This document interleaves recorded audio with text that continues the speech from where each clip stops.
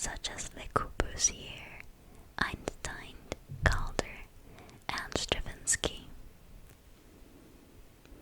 Ultimately, though, Dalí was expelled from the Academy in 1926 for insulting one of his professors during his final examination before graduation.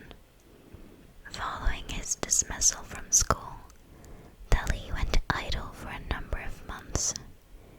He then took a life-changing trip to Paris.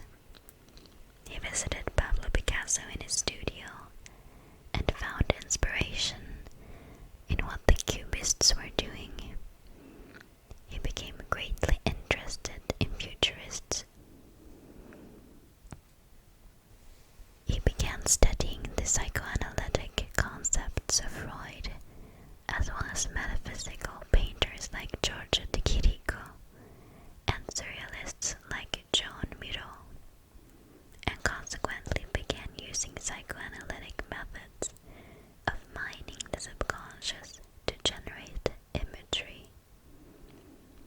Over the course of the next year, Dalí would explore these concepts while working to consider a means of dramatically reinterpreting reality and altering perceptions. His first serious work of this style was Apparatus and Hand from 1927, which contained the symbolic imagery and dreamlike landscape that would become Dalí's inimitable painting signature. In 1928, Dalí partnered with the filmmaker Luis Buñuel on Un Cien Andaluo, an Andalusian dog, a film meditation on abject obsessions and irritational imagery. The film's subject matter was so sexually and politically shocking that Dalí became infamous, causing quite a stir with the Parisian surrealists. The surrealists considered recruiting Dalí into their circle, and in 1929 sent Paul Eluard and his wife Gala, along with René Magritte and his wife Georgette, to visit Dalí. This was the first time Dalí and Gala would meet, and shortly after the two began having an affair, which eventually resulted in her divorce from Eluard. Gala, born in Russia as Elena Dmitrieva Diakona, became Dalí's lifelong, constant, and most important muse, as well as being his future wife, his greatest possession, and his business manager. Soon after this original meeting, Dalí moved to Paris, where he invited André Breton to join the Surrealists. Dalí ascribed to Breton's theory of automatism, in which an artist stifles conscious control over the creative process by allowing the unconscious mind and intuition to guide the work.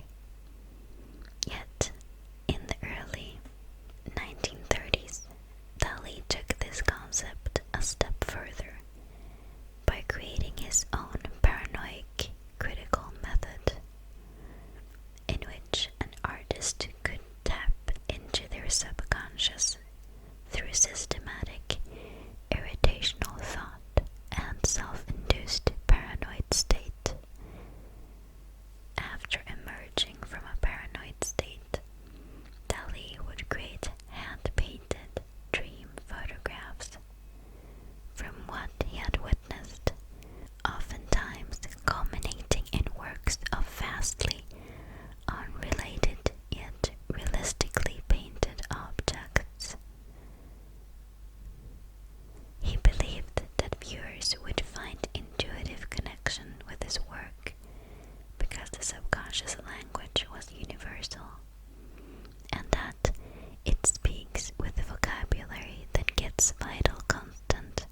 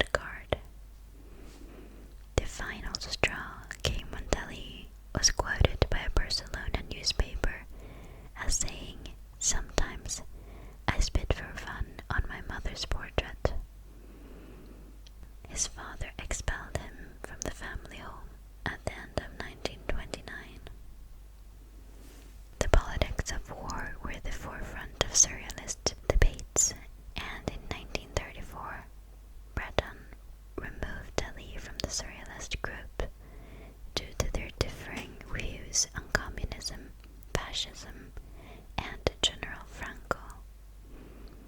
Responding to this expulsion, Dalí famously retorted, "I myself am surrealism." For many years, Breton and some members of the Surrealists would have a tumultuous relationship with Dalí, sometimes honoring the artist, and other times disassociating themselves from him. And yet other artists connected to Surrealism befriended Dalí and continued to be close with him throughout the years. In the following years, Dalí traveled widely and practiced more traditional painting styles that drew on his love of canonized painters like Gustave Courbet and Jan Vermeer. Those emotionally charged themes and subject matter remained as strange as ever. His fame had grown so widely that he was on demand by the rich, well-known and fashionable. In 1938, Coco Chanel invited Dalí to her home, La Pausa, on the French Riviera, where he painted extensively, creating work later exhibited at the Julian Levy Gallery in New York. But undoubtedly, Dalí's true magic moment came after that year when he met his hero, Sigmund Freud. After painting his portrait, Dalí was thrilled to learn that Freud had said, "So far, I was led to consider completely insane the Surrealists, who I think I had been adopted as the patron saint." This young Spaniard with his candid, fanatical eyes and his undeniable technical mastery has made me change my mind. Around this time, Dalí also met a major patron, the wealthy British poet Sir Edward James. James not only purchased Dalí's work, but also supported him financially for 2 years and collaborated on some of Dalí's most famous pieces. Dalí had a presence in the United States even before his first visit to the country. The art dealer Julian Levy organized an exhibition of Dalí's work in New York in 1934. The exhibition was incredibly well received, turning Dalí into a sensation. He first visited the US in the mid-30s, and he continued to ruffle the waters wherever he went, oftentimes staging deliberate public appearances and interactions, which were, in essence, early examples of his love for performance. On one such occasion, he and Gala went to a masquerade ball in New York, dressed as a Lindbergh baby and his kidnapper. This caused such a scandal that Dalí actually apologized in the press, an action that prompted contempt from the Surrealists in Paris. After the devastation of the Second World War in Europe, Dalí and Gala returned to the United States in 1940. They would remain for 8 years, splitting in time between New York and California. During this period, Dalí became highly productive, expanding his practice beyond the visual arts into a wide array of other creative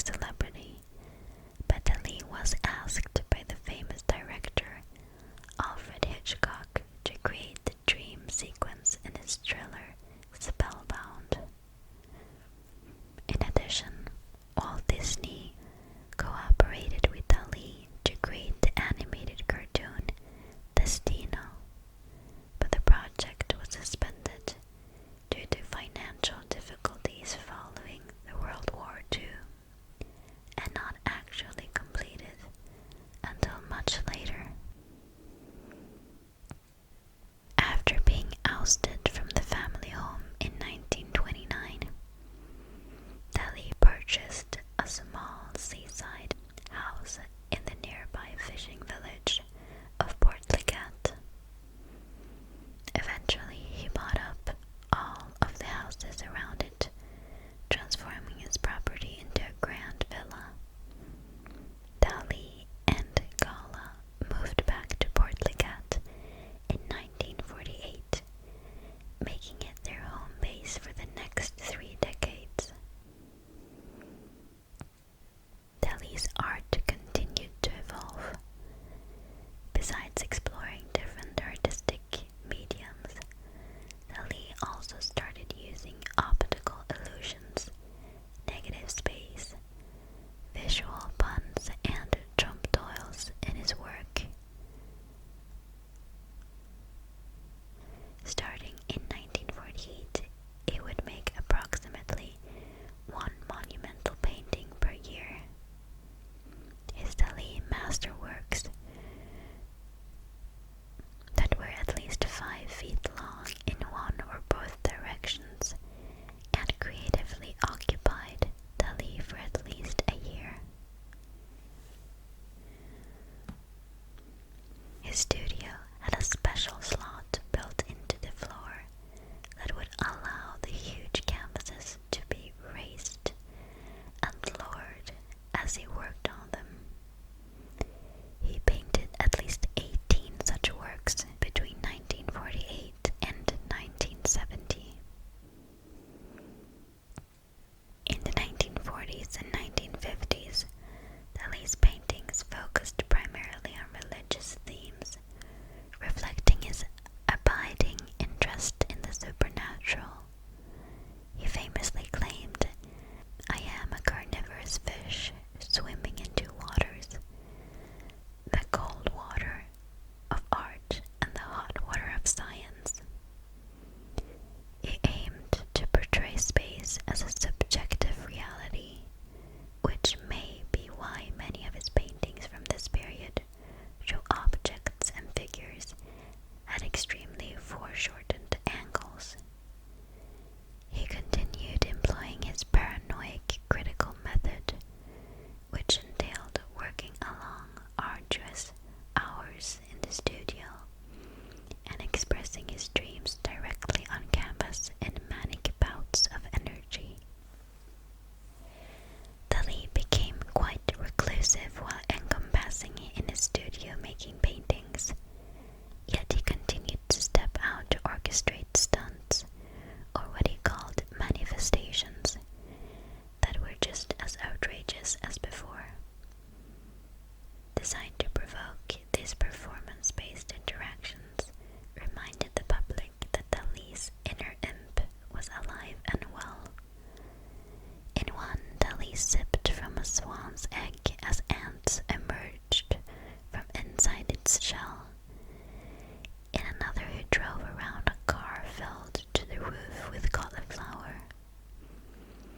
When his book, The World of Salvador Dalí, was published in '62, he signed autographed copies at a bookstore in Manhattan while hooked up to a monitor recording his blood pressure and brain waves. Customers left with a signed copy and a printout of Dalí's vitals. He also made a number of commercials for televisions and other media for companies such as Levin Chocolates, Alka-Seltzer, and Braniff Airlines. The last 2 decades of Dalí's life would be the most difficult and psychologically arduous. In 1968, he bought a castle in